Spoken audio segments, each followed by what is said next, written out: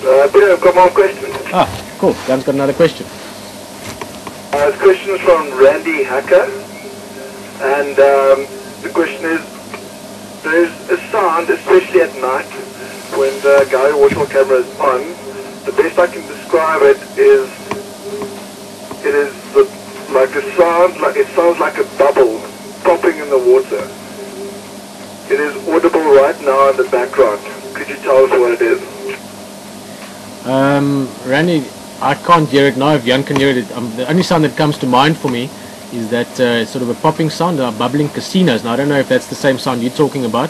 From the way you describe it, it sounds like a single or a sort of a solitary sound.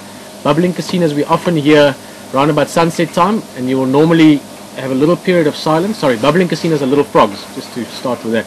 Only about that big, quite pretty. And normally you have one, and it sounds literally like a water drop or like a little water bubble maybe. I can't make the sound very well, but it's like quing, something like that. And as soon as one calls, you get like a whole sort of explosion of sound. So you get a lot of sounds after that. So I'm not going to try and mimic that again. But I'm thinking it might be that.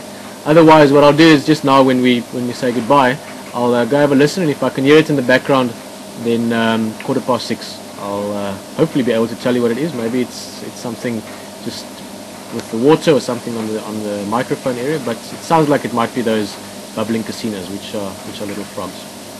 Thank you, Randy. And Jan, anything else? Actually, there's another one. Oh, great. What's it?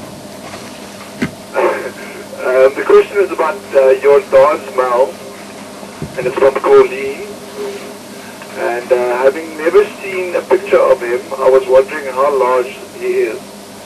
I've read various sightings and reports, and many times mentions that he is huge. If you know, how does he compare to the size of Tyson and Mufufunian? Colleen, just that question. Guys, I'll just repeat the question a little bit just in case it does break up over the radio a bit.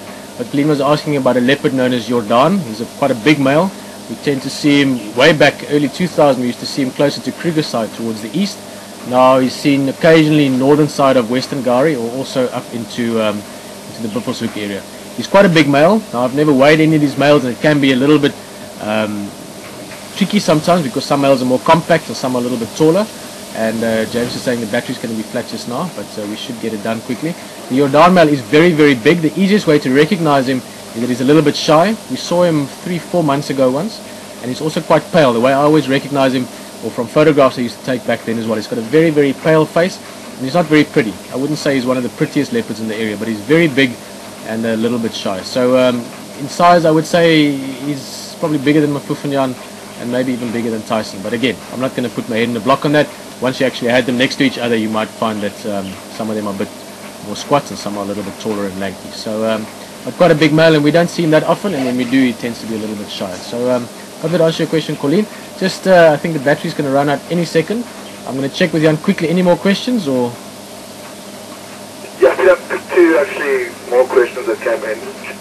Okay, well, what we're going to do is just quickly go back to the waterhole for a few seconds. The rain is picking up and the questions are picking up, which is quite fun. We're going to go back to the waterhole quickly, and we'll change batteries, and we'll see you just now.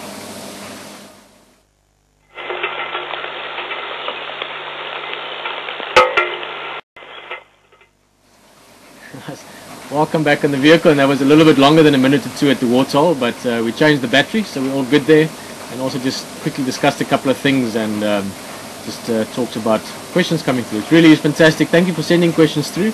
It's nice to have a bit of interaction going on. It really is, not to go on about it too much, but the fact that we can show you wildlife live and you share it with us is still, to me, very, very cool.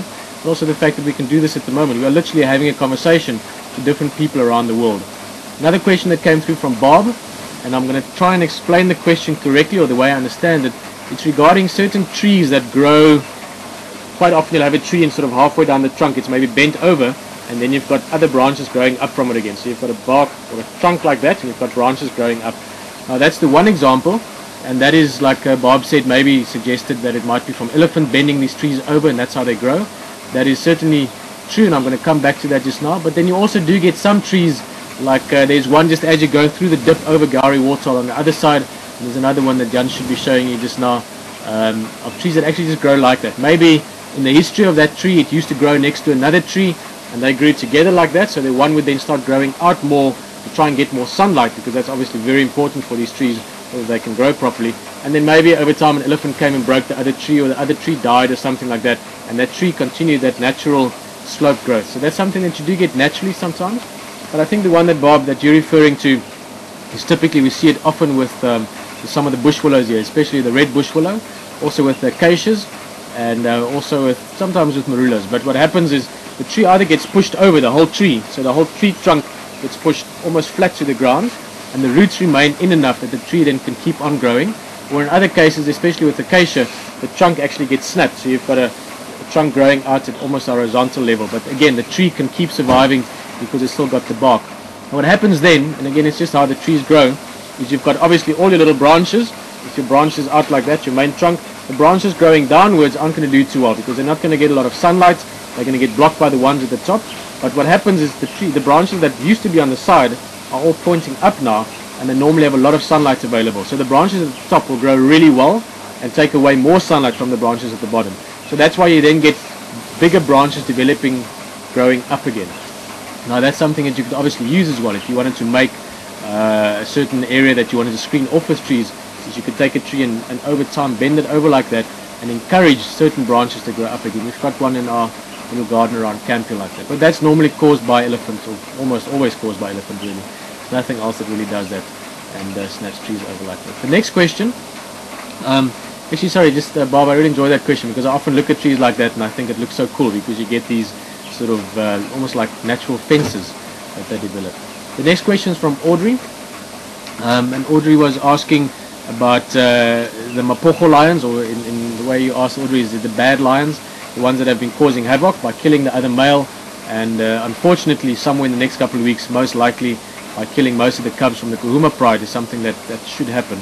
And the question was basically, can't we move them or relocate them to another area or do something with them?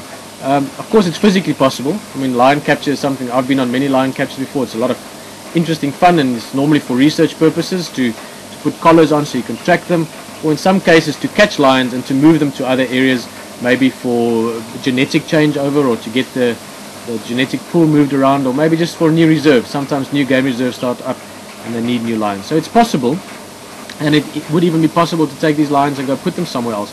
But then you start messing around with a lot of things, because then the next question is, what about if the lions are busy hunting a giraffe? Shouldn't we then interfere because it's a giraffe? So the whole principle is that we don't want to interfere, because this has been working for thousands of years, much longer than we've been doing our thing as humans. Nature has been working fine, and it's maybe just interesting or good for us to observe and see what's going on. And more specifically from WildEarth's point of view, what we're trying to do is share these kind of things with you, show you what is going on, how does it happen, why does it happen, maybe try and explain to you why infanticide happens and why certain of these processes can happen. So because of that, to move these lions would really mess with the structure here, because it would then leave lions, and other lions would have to come in, and something similar would probably happen anyway.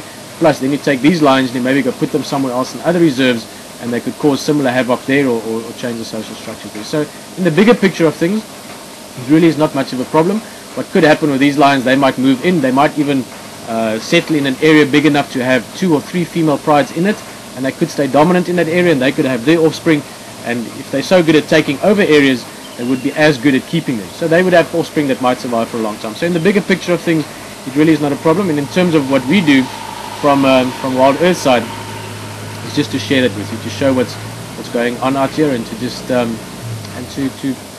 share that space with you. So we just got a car coming in, and that is basically what I was thinking on that. Sorry, I just got sidetracked there. Yes, so Aubrey, I hope that answers your question. And I had something else I was thinking of, but I actually can't remember what that was now.